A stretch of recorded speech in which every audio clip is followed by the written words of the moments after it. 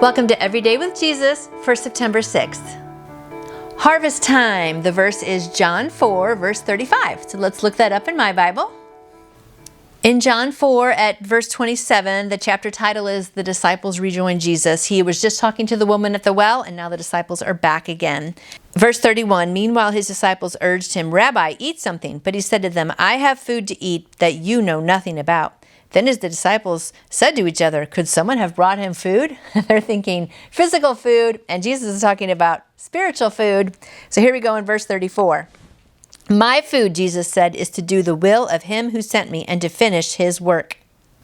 Do you not say 4 months more and then the harvest? I tell you, open your eyes and look at the fields. They are ripe for harvest. Even now the reapers draw his wages, and even now he harvests the crop for eternal life, so that the sower and the reaper may be glad together. Thus the saying, one sows and another reaps, is true. I sent you to reap what you had not worked for.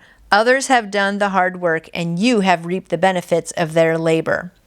I love that. It's reminding us that we all kind of work together, that some of us are planting seeds right now, and people who come behind us are going to reap. And I know I have reaped what other people have sown. I've been able to talk to someone who was obviously other people had worked on and the Spirit had worked on, and they were just ripe for harvest, and they became Christian, and that's really exciting. But sometimes we're just the seed sowers, right? But the cool thing is, if we all work together, that is when it's really awesome. It doesn't matter who's reaping and sowing. We're all on the same team, so let's not forget that.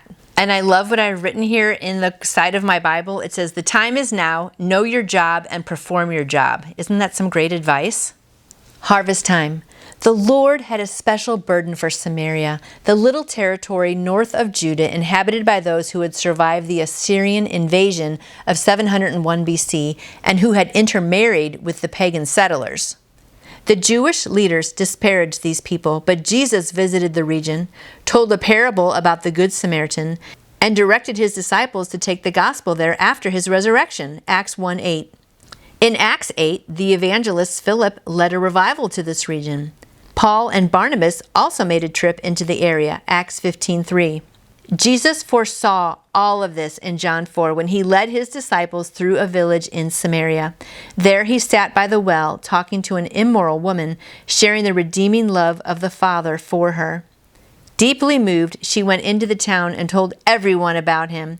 As the townspeople returned to meet him, Jesus told the disciples that even though it wasn't harvest time, they were seeing a spiritual harvest. How exciting must that have been? While others saw riffraff, Jesus saw revival. Oh, that's awesome. Where others saw riffraff, Jesus saw revival. Let's look at the world like that today. White for harvest. Oh, goodness. And you know what? The world is so ready for harvest.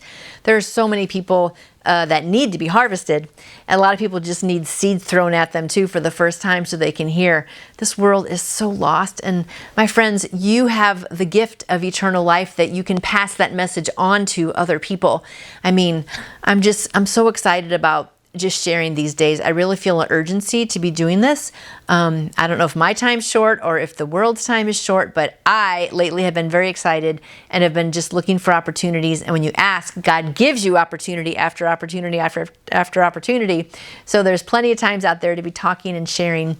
I hope these videos help. I hope just being encouraged by each other helps. We need to spur one another on toward love and good deeds. That comes from Hebrews. And I just hope today that you're encouraged, that there is a Samaria near you, and that you can just go out there and Jesus is calling you to that, and that you can just say little things, even just helping people.